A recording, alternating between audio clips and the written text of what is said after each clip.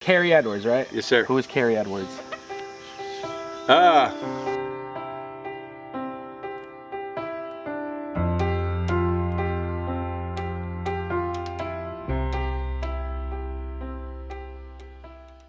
I said, I was born and raised here local.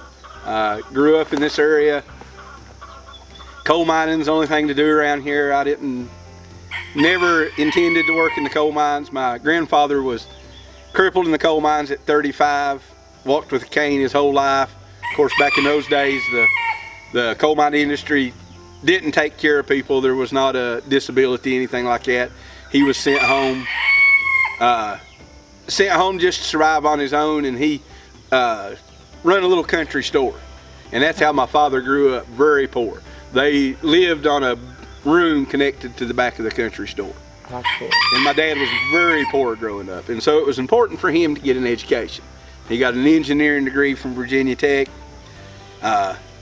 Always wanted us kids to get an education, but he also stayed on us to not go in the coal mines, to never go underground.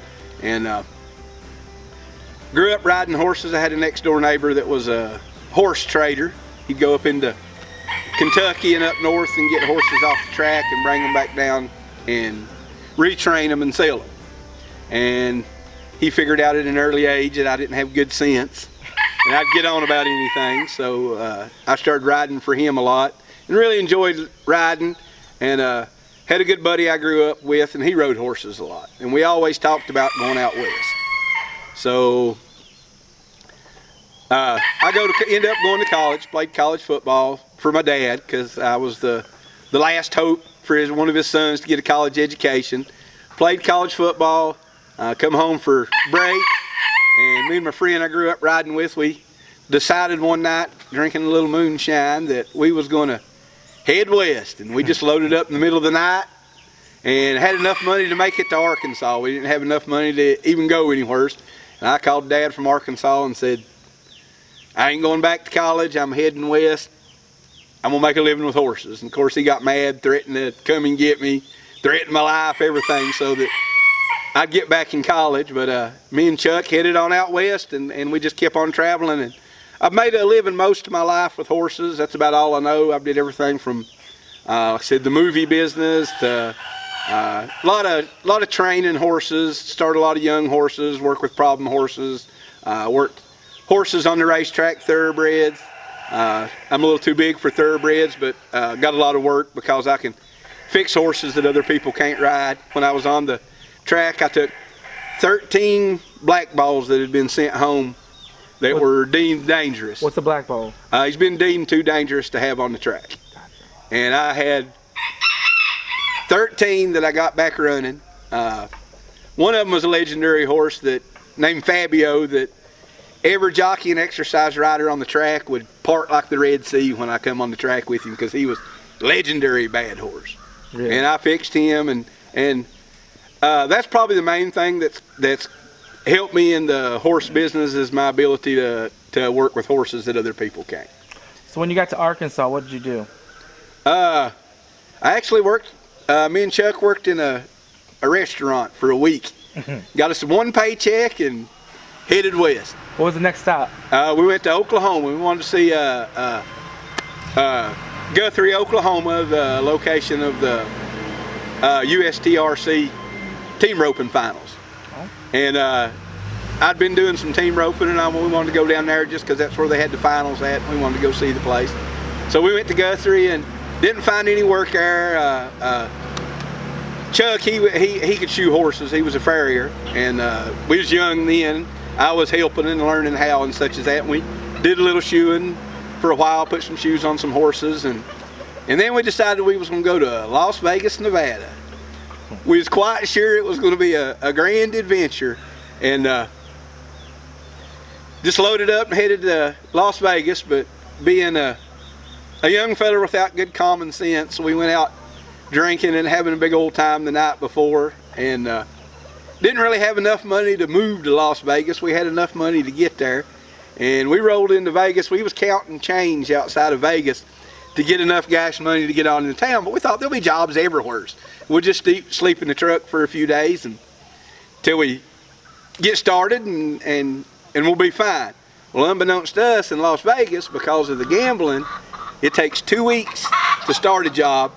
You have to have $15 for a police card and $15 for a health card.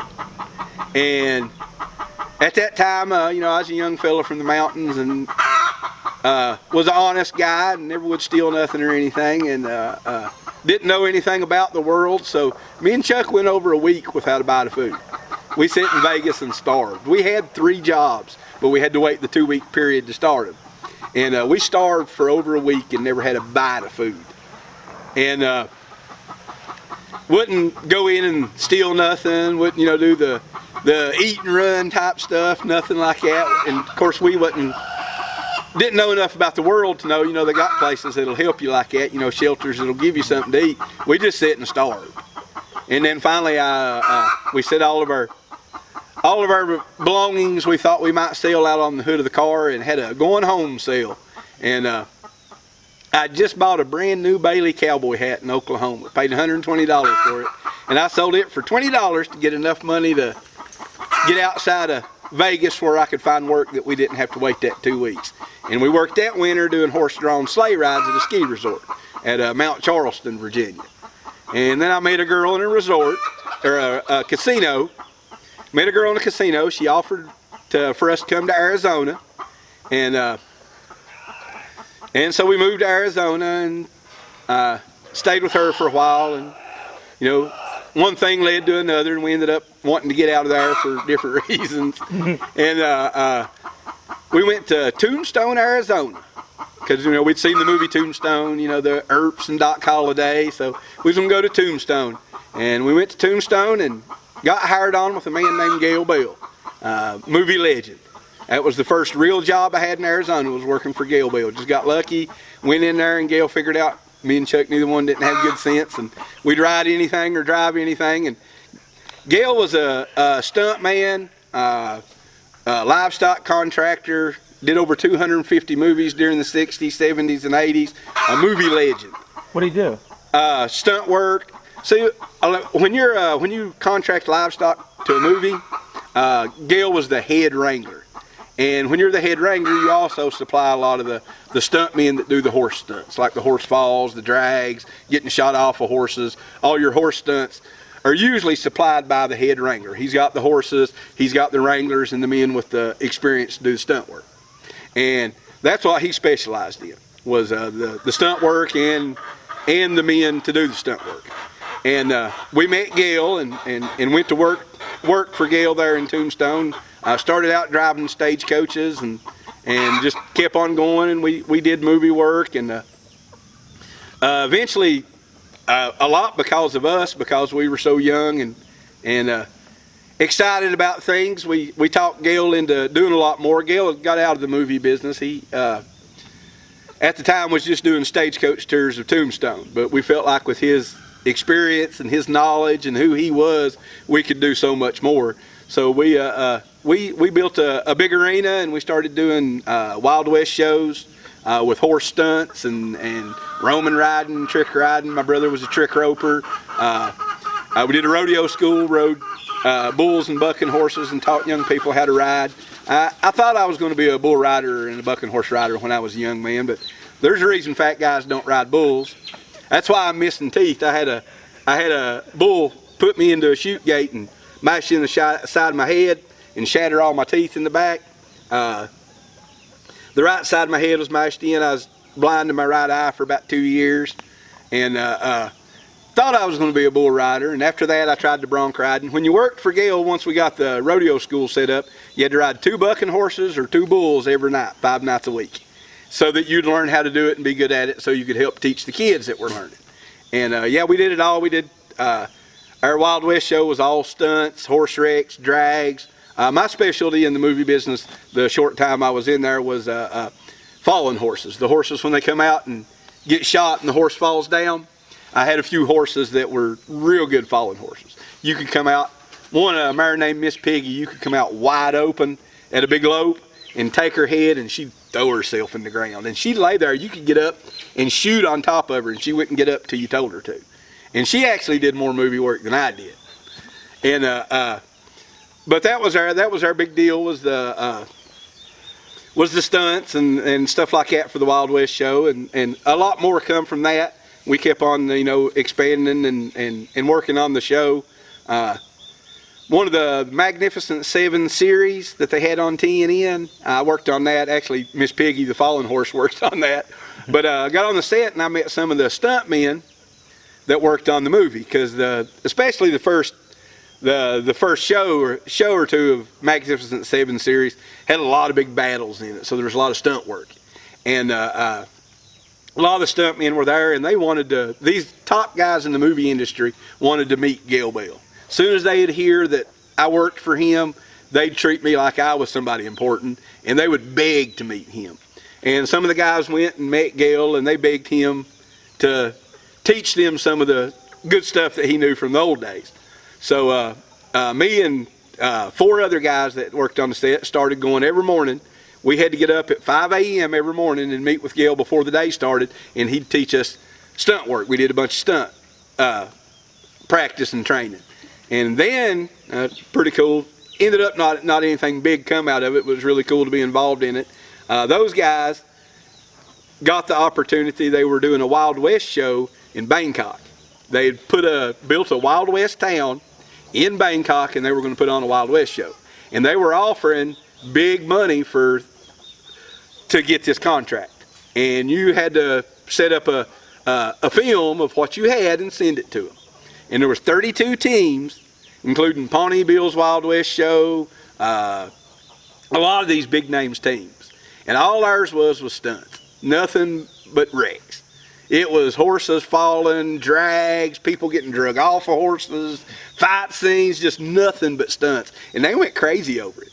We was in the final 2 out of 32 teams. We made it all the way. We thought for sure we was going to get to go to Bangkok and work. You know, it'd been awesome. And made it up to the final 2, and we ended up getting beat out by German family of bareback trick riders. They did a big trick riding deal with nothing on their horses, no bridle, no saddle, nothing. So, you know, it was pretty awesome. So, you know, we can understand we got beat out by that. But it was really cool to do stuff like that, and worked for Gale for quite a few years. He was taught me a lot about horses. Before Gale, I just didn't have good sense and I'd get on anything. And he showed me how to work with the bad ones. Of all the stuff that Gale done, the thing he loved the most was a bad horse.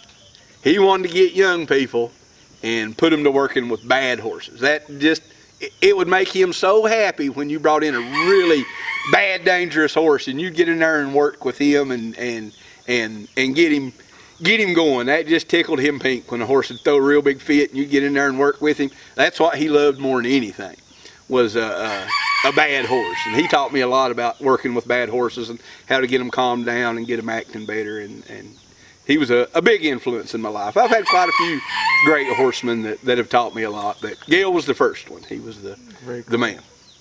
What did you do after that? Let's see.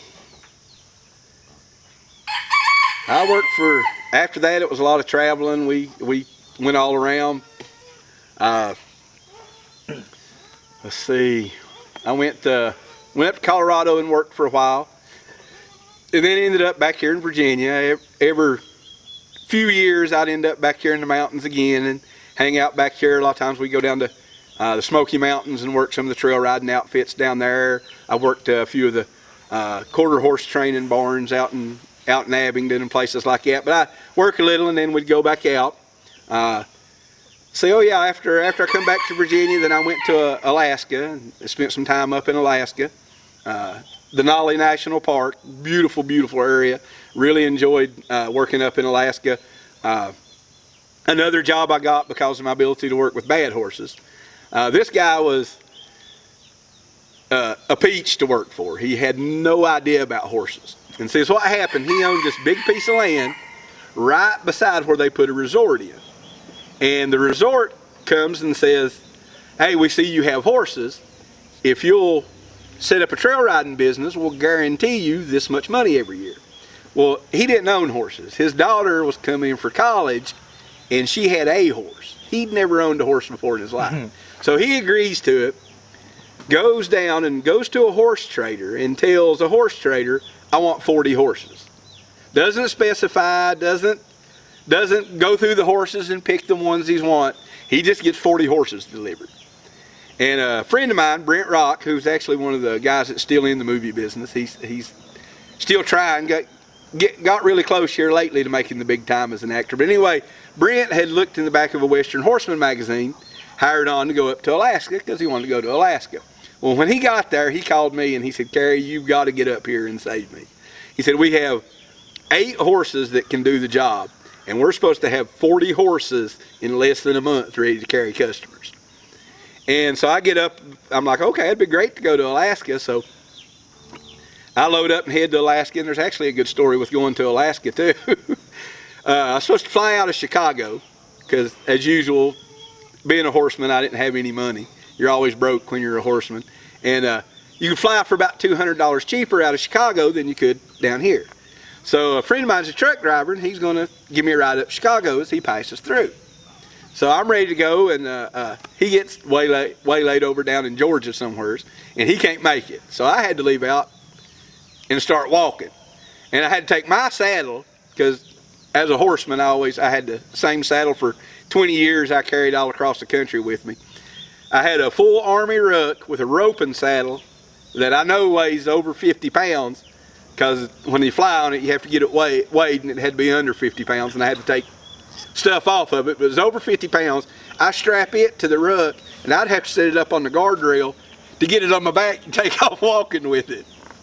And I hitchhiked to Chicago, and when I get to Chicago, bad trip all the way through. I had a hard time getting there. I had blood bruises on my shoulders. By the time I got there, I walked so much. And I get up to Chicago, and I get right inside of Chicago, and nobody will give me a ride. Here's a guy with a cowboy hat and a saddle walking through Chicago. Nobody will pick me up, get me onto the airport.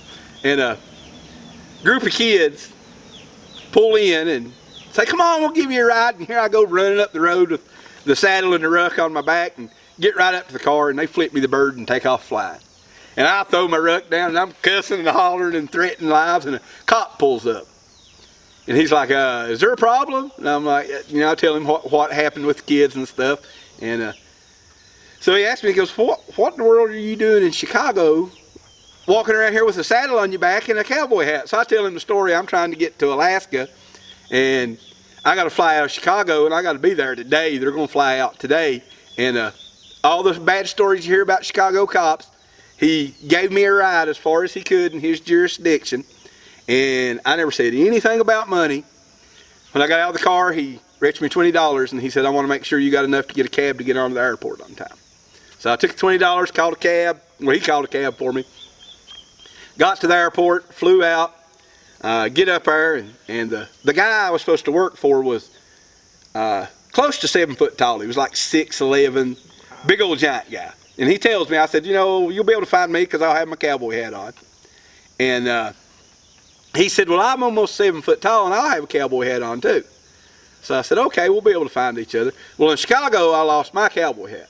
I'd left it sitting on a bench and left, and somebody stole it. So I didn't have the hat for him to identify me. But I come walking through, and here's this guy with a leprechaun hat on. It ain't a cowboy hat. It's a little short-brimmed, little tiny hats. And I can just tell by the look at him, I'm like, oh my God, this guy's an idiot. I can tell it. I walked through the whole airport looking. I'm like, please let me find another 7 foot tall guy with a cowboy hat on, because this guy's got the look of an idiot. And so I come back, and it's him, and we go up there. And when we get there, he's got horses in standing stalls, 24/7. Just enough room for the horse to stand. The horse can't lay down, he can't turn around, nothing. And they're never allowed out of those stalls except to go on a ride. And I'm like, why in the world are you doing this? And this is what the man tells me. First thing, we talk about once we get there around the horses. He says, well, I figured out why horses get sore. He said, because when you turn them loose, they roll on the ground and rub dirt in their back. And that's why they get sore. He said, so I don't let them roll. They have to stand up all the time. I was like, oh my God, I'm working for an idiot. But I did have a really good time because I got to work with all these horses, and I'd get on a horse and I'd get 2 or 3 behind me that I was leading, and I'd just head up the mountain, and I'd stay up on the mountain for days and ride these horses and work with them, and I just really worked them hard. And when you got them strung all together and you're going all the time, before long they'll just follow each other. Once they get good and tired, they'll just drop in line and follow each other. And it was great because I was up on Carey Ridge, beautiful, beautiful area. Has the, I think it was the 3rd highest population of grizzly bears during the hibernation season. And at the top of Carey Ridge, once you got to the top, it was about a 2-hour horse ride to the top of the ridge. And all the way across the top are these big flat fields and lakes and just a beautiful area. And when you're on top, the next range over is Mount McKinley. So I got the world's tallest peak right across from, or the America's tallest peak right across from us. So a beautiful area. Pretty cool up there too. I had to have a lot of room to go to really work these horses hard for them to get tired enough to calm down and go to work. So I had to go up on that ridge. We did the rides down at the base of the ridge, but I needed to put miles on the horses. It was illegal to ride up on top of Carey Ridge because 2.5 hours to the closest town, which was Talkeetna, Alaska, and there's these big flat fields, like I said. Well, up there you'll see a big flat field and it just looks like a big grassy field, but when you start across it, the permafrost underneath is froze and it's thawed out, and the top of it looks solid, and you'll ride a horse across it and he'll just sink up to his belly. And they had horses get hung up there that they couldn't get out, so they made it illegal to ride up there. But I had this big old horse that rode all the time. He was a Percheron Morgan cross named Yukon. He was the toughest son of a buck. He's about 1,500 pounds. I had horses go down in those bogs, and I could dally off, and he would drag them out of the bog. He would go through the bog and drag them out the other side. And I rode areas, and I got to know where the bogs were and the bad places were and stuff like that, and I avoided them and stayed out of them. But I knew I had that horse that could go through them if he got caught in one. And up there, the state troopers do all the law enforcement. There's no county cops, park rangers, stuff like that. It's all state troopers. And the state troopers patrolled up there because they heard I was up there riding. And they caught me up there twice on the horses, but I was riding old Yukon, and they'd come after me, and I'd just take off, and I'd head for one of them big bogs, and I'd go right through the middle of it. And old Yukon, he'd be belly up in that mud, just digging and go right on through. Them state troopers would stop at the bog, and I'd just wave and keep on going. At the end of the day, they'd be down at the camp, and they'd say, "We seen you up on Carey Ridge." And I'd go, "No, that wasn't me." They'd go, "Yes, we seen you. You're the only one that rides that big black horse that can go through them bogs like that." No, it wasn't me. Then after that, they just left me alone. They'd see me up there, and they'd just wave at me and go on. That's very cool. Yeah, I had a good time up there. A good trip. What brings you home? Well, let's see. How long has it been now? 8 years ago, I was out in California doing wagon rides at a vineyard. Worked for a guy out of Arizona, but he leased horses all throughout the Southwest, all around trail horses. Timmy Show, another great horseman that I worked for, it taught me a lot. But he run 125, 150 head of horses, and he'd lease them everywhere. And he leased wagons to this lady to do wagon rides at her vineyard for the Christmas lights. And it was quite often working for Timmy and throughout my life that I'm always taking horses that may not be exactly ready for the job. And we had a young horse pulling a wagon, and he spooked. He'd been doing it for quite a few nights, and they set up a big giant plastic Santa Claus. And when I went past the plastic Santa Claus, he spooked and run off. And usually when you have a team of horses run off pulling a wagon, I just run them into something. I run them into a bush, tree, a car, anything to get them stopped before you get down there and get in trouble. Well, they just told me that, I forgot what it was, it took 7 years for these vines to reach maturity and how much money they had in each one of these set of vines. Well, he's running off right down the road between all these vines for the wine. So I'm like, I ain't going to take out 5 rows of vines that's worth all this money. So I just let him run on down, and I thought, well, he'll just go down and hit the road and go to the barn, because he's wanting to run off and go back to the barn. And he ran right past the barn, headed right down the road and hit a 4-lane. And I was going down the middle of a 4-lane with a runaway team in the oncoming traffic at night. And I almost got hit head on 6 times by cars doing 70 miles an hour. And finally the team jumped sideways, and I slipped and fell, and my leg got hung in the wagon when I fell over the side. And it shattered, it tore my foot out of socket so hard that it shattered both the bones in my leg and ripped. There was a big scar on the inside of my leg. It ripped, almost ripped my foot loose from my leg when it tore loose. I come back to Virginia to get healed up. 2 metal plates, 9 bolts later, they put my leg back together. And come back to Virginia to get healed up. And when I come back here, I got my leg healed and stayed here for a while and was doing the animal farm at the local county fair. I set up some animals and went up there for all the kids to see the animals. And a lady that I'd met, I told her about the county fair, and she said, "Oh, my daughter's in town visiting." And I said, "Well, tell her to come up and see all the animals, you know." And she come to see the pygmy goats. Well, when she come to see the pygmy goats, I met her, and we hit it off and got married, and now I have a 5-year-old daughter, a 3-year-old son, and a 7-month-old son. Wow. So that changed everything. And once I got kids, I want my kids raised up here. I loved it out there. There's good people out there. I got nothing against the people out west, but I'm Appalachian. Born and raised Appalachian, and I want my kids to be Appalachian. I want them to grow up around here and talk like we do, act like we do, have you know, the morals and the upbringing that we do. And I had a great childhood growing up here. You know, when I was a kid, Mom and Dad kicked us off the porch in the morning and told us to stay outside, and we run in the woods and did as we pleased and had a great life growing up. And I just wanted my kids to experience the life I grew up with. Now, what do you do now? What are we doing here? What do we do now? I'm running a trail riding facility at the Breaks Interstate Park, largest canyon in the eastern United States. And being back here is really hard now with the coal mine industry coming to an end, and it's hard to survive back here. And I've had a hard time, like I say, adapting to normal life. As my wife says, I wasn't even housebroke when she found me. I ain't used to this life, and I tried many things. I worked in the oil fields for a while, but I was gone 2 weeks at a time. Every time I'd come home, my kids looked different. I traveled and went back out west to work, but I was always missing my kids, and I really wanted to be here. And the people that run the park before, they just wouldn't give me the opportunity to expand and do new things. It was a 45-minute trail ride and nothing else.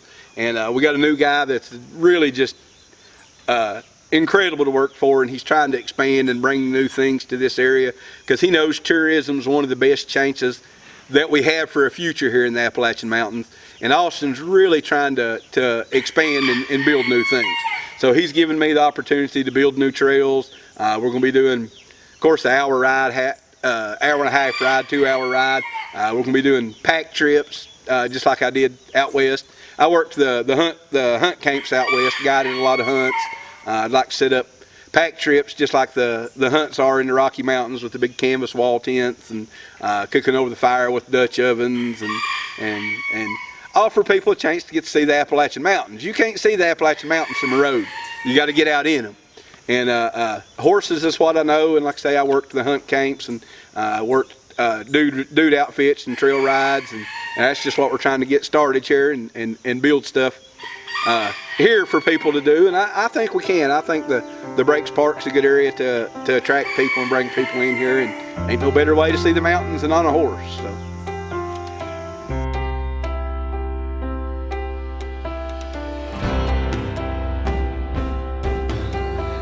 Just one of many out of 35 years of working under the mountains. I worked in a coal mine, and it's the farther, let's see, I guess it's